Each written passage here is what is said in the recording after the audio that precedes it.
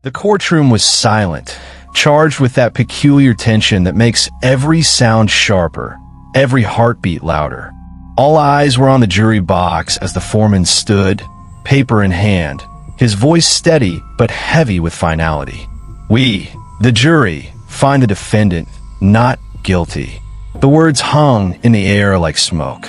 Welcome to Echoing Tales, where horror lingers and mysteries whisper. Subscribe for chilling stories, true crime, and the eerie unknown. Now turn down the lights and let's step into the story. At the plaintiff's table, the woman felt her body go rigid. For a moment, she didn't even breathe. Not guilty? The evidence had been there. Transaction records, testimonies, witnesses who had spoken with trembling honesty about money siphoned from their accounts. She had stacked truth against the corporation's denials, and she had believed truth would win. Yet in this moment, it was as if none of it had ever existed. She looked to the jurors, searching their faces, hoping for some trace of doubt, some flicker of remorse, but they avoided her eyes. Some shuffled papers, others stared ahead blankly, as though eager to leave the room and forget they'd ever been there. Across the aisle, the corporation's lawyers exchanged quiet smiles, polished and practiced. One leaned back in his chair, another shook hands with a colleague, their triumph understated but undeniable. They weren't just celebrating a verdict. They were celebrating the ease with which they had unraveled her case, stripped her of credibility, and turned her accusations into noise. The judge thanked the jury for their service. The gavel struck. The case was closed. Around her, people began to rise, spectators murmuring, reporters jotting notes, the shuffle of shoes filling the chamber. But she stayed seated, her hands clenched tight in her lap, her throat thick with disbelief. How could they not see it? How could they dismiss what was plain? She felt the sting of humiliation, the weight of being called wrong when she knew she was right. To the world, this was the end of her fight. To the corporation, it was vindication. But as she sat there, staring at the polished table where her evidence had been laid bare, she knew the truth. Justice had slipped through her fingers, and the system had let it fall. It had all begun with what seemed like a simple error. A few charges on her bank statement, small at first, then growing, transactions she knew she had never made. She had called the bank, been shuffled from one representative to another, told it was a glitch, told it would be reversed, told it was nothing to worry about. But the charges kept coming, irregular, always disguised as something ordinary enough to pass unnoticed unless she checked carefully. She refused to ignore it. Her persistence unearthed something more sinister. Online forums revealed others complaining of the same odd withdrawals. Local news clips hinted at scattered reports of account discrepancies. She began reaching out. Emails, calls, conversations with strangers who all carried the same bewildered frustration. Men and women from different backgrounds, different banks, different towns, yet all with the same story. Money vanishing, records altered, customer service brushing away. Patterns formed, and those patterns pointed to one name, the corporation at the heart of her lawsuit. By the time the case went to trial, she was no longer standing alone. She was joined by others, voices once dismissed, now echoing her own. The courtroom became a stage where each victim spoke, some trembling, some defiant, all certain of what had happened to them. Transaction records piled high, timelines matched, documents cross-checked. On paper, the case was strong enough that whispers rippled through the gallery about whether the company could survive the exposure. And yet, when the verdict came, it was as if none of it mattered. Not guilty. The words still rang in her ears, sharp and mocking. In the days that followed, reporters spun the story into something smaller, something easier to digest. Insufficient evidence.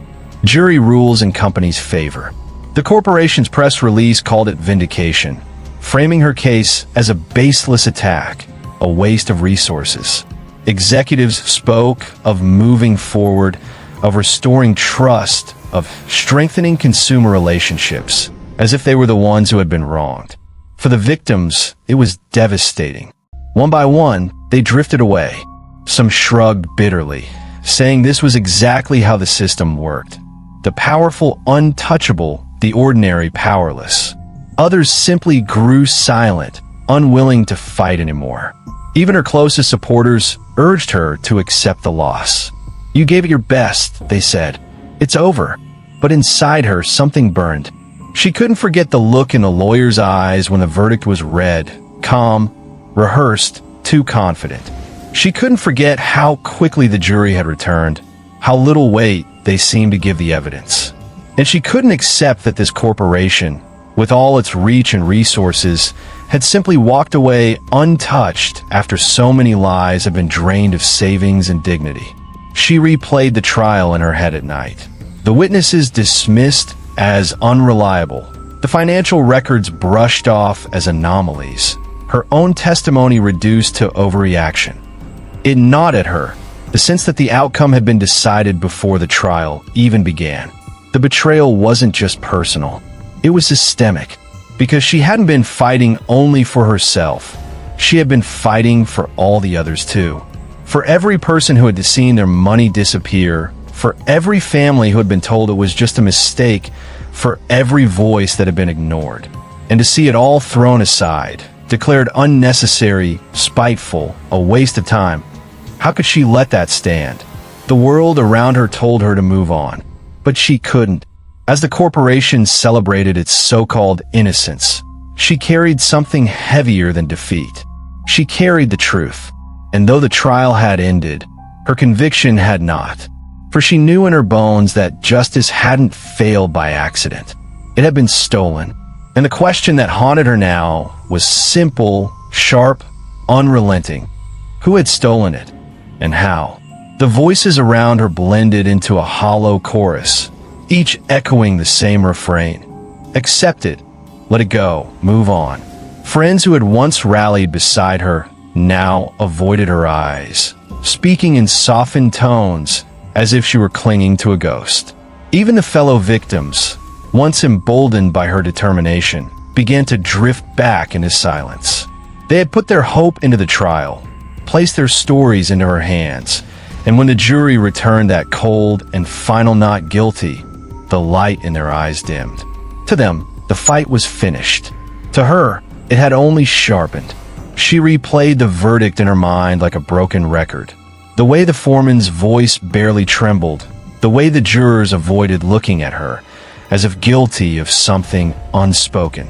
Every detail of the courtroom gnawed at her.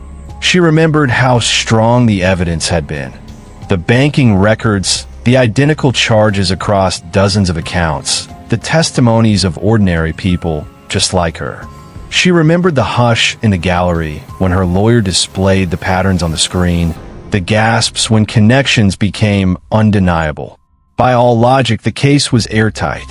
And yet, in the span of a few words, it had been wiped away as if it never existed.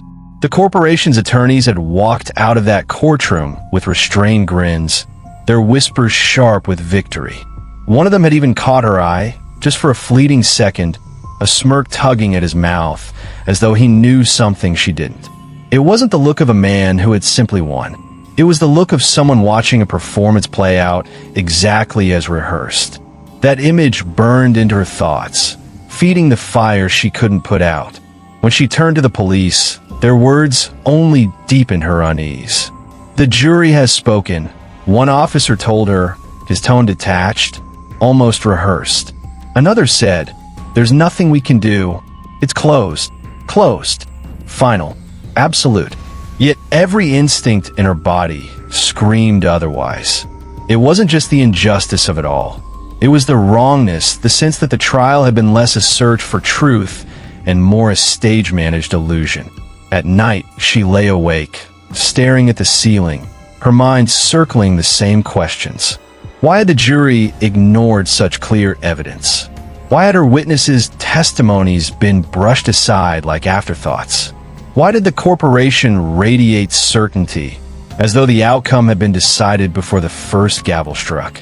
Each question dug deeper, and each unanswered suspicion pushed her further away from the chorus of resignation that surrounded her.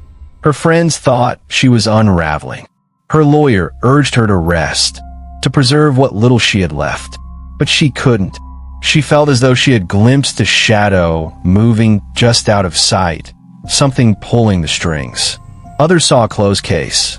She saw a puzzle, and somewhere in the silence between the jury's decision and the corporation's smug departure, the missing piece waited to be found. And so, while the world urged her to surrender, she began quietly, stubbornly, to turn over stones others left untouched. For her, this was not an ending. It was the opening line of a far darker story. In the dim glow of his desk lamp, the detective leaned back in his chair, flipping open the woman's file with a sigh that betrayed his doubt. He had handled countless complaints before. People furious about verdicts they couldn't stomach. People who swore the system was rigged simply because it didn't bend in their favor. He expected this case to be no different. But as his eyes drifted over the transcripts, a strange unease crept in, subtle at first, like a thread tugging at the corner of a tightly wound knot. The jury's ruling had been absolute, not guilty. The evidence, which by all accounts appeared airtight, had been brushed aside as though it were little more than smoke. Bank records, testimony from multiple victims, a paper trail leading directly back to the corporation, all reduced to the label of insufficient. And yet, there was in black and white, dismissed with a finality that made no logical sense. He frowned, tapping the edge of the file. He dug deeper, scanning statements from the jurors collected in post-trial interviews. Most of them read like they had been cut from the same cloth. Phrases repeated verbatim, sentiments echoed with uncanny precision. Overreaction, spite, unnecessary case. The words struck him as oddly rehearsed, not the messy variety of human opinion he was accustomed to. That was the first tremor in his certainty. Still, he reminded himself, coincidences happen. Patterns emerge where none exist. He shoved the file aside, rubbed the bridge of his nose, and told himself he was wasting his time. Yet when he tried to leave for the night, his mind wouldn't let go. The woman's face lingered, her voice sharp with conviction, not desperation. She hadn't looked like someone chasing shadows. She had looked like someone robbed of daylight. Reluctantly, he reopened the file. This time, he looked not at the evidence against the company, but at the machinery around it. The lawyers, the jury, the process. And slowly, a picture began to form. A juror who had previously served on a corporate liability case. Another with sudden, unexplained debt, wiped clean days after deliberation. A third connected through a quiet donation to a foundation tied to the defendant. Each thread, on its own, was thin. Together, they began to weave something far more insidious. The detective felt his chest tighten as the knot unraveled further. This wasn't about the weakness of a case. This was about influence, the invisible kind that draped itself over courtrooms like smoke, suffocating truth while leaving no trace. He stared at the file, the words "not guilty" stamped across the top, and for the first time, he realized the woman hadn't been stubborn. She had been right. And now, if he pursued it, so much more was at stake than one verdict. He wasn't just poking at a disgruntled citizen's grievance. He was rattling the walls of a fortress that had guarded its secrets for years. He shut the file, slid it into his drawer, and sat in silence, the weight of choice pressing down on him. To let it go would be easy, safe, expected. To dig deeper would invite a storm that could swallow him whole. He leaned forward, staring at the faint reflection of himself in the desk's polished surface, and whispered under his breath, as if testing the thought aloud for the first time. What if she's right about all of it? The question hung in the air, heavy and alive, daring him to answer. The detective leaned back in his chair, the glow of the monitor casting long shadows across the cramped office. At first it looked like noise, ordinary bank records, financial blips that could be explained away by coincidence. But as he dug deeper, patterns began to form, aligning with an uncomfortable precision. Jurors with modest salaries suddenly paying off car loans in full. Credit card debts vanishing overnight. One man, who had been hounded by collection agencies for years, had not only cleared his slate, but purchased a new boat within a week of the trial's conclusion. Another, a single mother barely scraping by, had deposits from an account that seemed to vanish once transferred. Ghost money that left no trail beyond its initial appearance. Coincidence might excuse one or two anomalies, but 8, 9, beyond strained belief. He rubbed his temple, the weight of discovery pressing down on him. If what he was seeing was true, the trial had been poisoned from the start. Justice hadn't slipped through the woman's fingers. It had been ripped away in plain sight. But suspicion was one thing. Proof was another. The detective pulled printouts, lining them across his desk like puzzle pieces. Every unexplained transaction was highlighted, every unusual payoff circled in red ink. Slowly, an invisible hand began to emerge, one that had reached into the lives of the jurors and plucked at their vulnerabilities like strings. Debt, desperation, dreams, every human weakness had been monetized and turned into silence. He thought about the woman, her eyes hollow after the verdict, her voice hoarse from trying to be heard. Everyone else had written her off as bitter, obsessed, incapable of accepting defeat. Yet here was the first crack in the story, the evidence that her instincts had been sharper than anyone wanted to admit. Still, going public with this would be dangerous. The corporation had money, influence, reach. If they could tip the scales of justice in open court, what might they do to someone quietly investigating behind the scenes? The detective slid the files into a plain folder and locked them in his drawer. Not on the station servers, not on any system that could be wiped or hacked. For now, it would stay with him. Later that evening, he drove out of the city, away from the fluorescent haze and the chatter of colleagues who would never believe him. He parked by the river, engine off, and stared at the reflection of street lights trembling on the dark water. His gut told him he'd stepped into something bigger than a single trial, bigger than a single company. This wasn't just fraud, it was corruption at the foundation of justice itself. And yet, as much as he wanted to walk away, he couldn't ignore it. The woman's face came back to him, the sheer conviction in her tone. Not desperate, not hysterical, certain. He tapped the folder on the passenger seat. This was just the beginning, but he wasn't the only one watching. Across the street, headlights flared once, then cut to black. A vehicle idled quietly, its occupants unseen. The detective didn't notice. His focus was on the river, the files, the decision already forming in his mind. He had proof of tampering. Now he needed to decide who, if anyone, he could trust. And in that moment, without realizing it, he crossed a line. What began as curiosity had become something else entirely. A battle for truth, one that would pit him against forces far stronger than any badge or courtroom. The first domino had tipped. The detective leans back in his chair, the fluorescent hum of the precinct lights buzzing like a nervous chorus above him. His eyes scanning the notes he's compiled, each page stitched with the quiet horror of what they reveal, a corruption so brazen yet so carefully veiled that it almost feels like fiction, and yet the receipts, the financial anomalies, the testimonies whispered with shame, they build a portrait that no denial can erase. He thinks about the woman, the way she refused to fold her hands and bow to defeat, the way her eyes carried the stubborn weight of truth when everyone else had abandoned her. And now he sees why. Because the truth was there, poisoned beneath the surface, buried in bribes. He interviews one juror, a man in his late 50s with nervous fingers that can't stop drumming against the table. At first, the man insists nothing happened, that the verdict was sound, that the evidence wasn't convincing.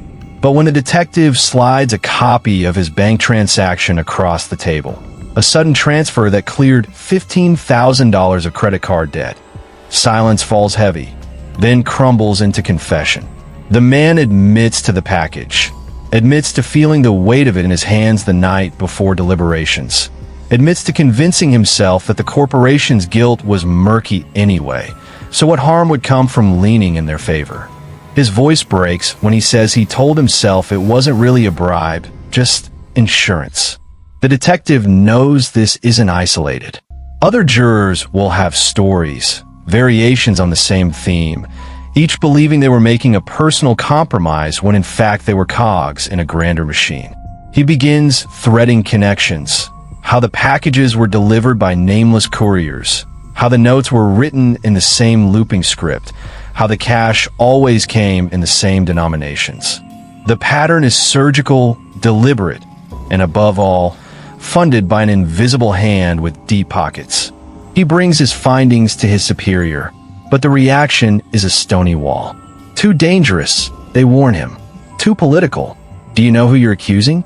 This isn't some street gang passing envelopes. It's a corporation with power enough to crush careers, ruin lives, bury entire investigations.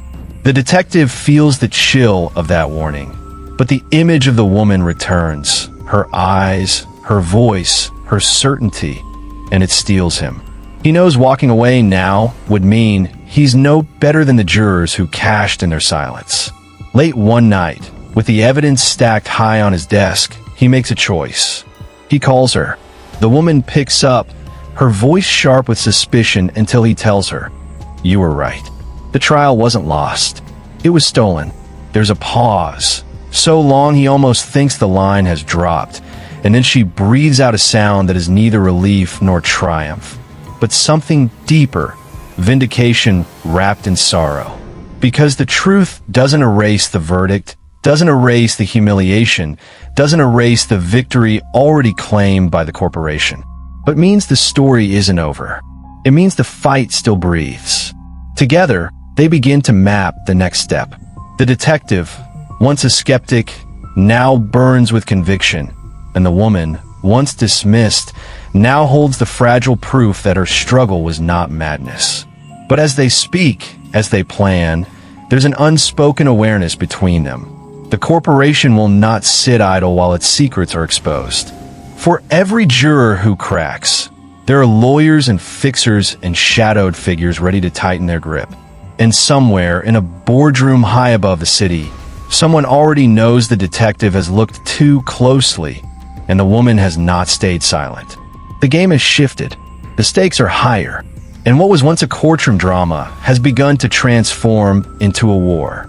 The scandal spreads like fire racing through dry fields, unstoppable, consuming everything in its path. Within hours of the leak, the woman's name dominates broadcasts and headlines, no longer framed as a bitter loser of a courtroom battle, but as the determined whistleblower who refused to let silence bury the truth. Reporters flood her front yard. Microphones thrust forward as flashes pop and questions are hurled. She says little, stunned by the reversal. But the world suddenly bends toward her, drawn not just to the scandal, but to the courage it took for her to persist when even her friends begged her to let go. The corporation scrambles, releasing carefully worded statements insisting on its innocence, claiming to be a victim of rogue employees or misinterpreted actions. Yet every sentence feels like oil poured over fire.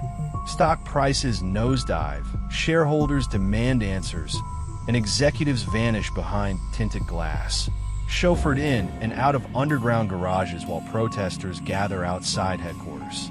Justice is not for sale. The signs read, painted hastily but carried with conviction by ordinary men and women who see their own frustrations reflected in the woman's fight. Inside federal offices, agents sift through the evidence with measured hands, but their eyes betray unease. This is more than a single trial tainted.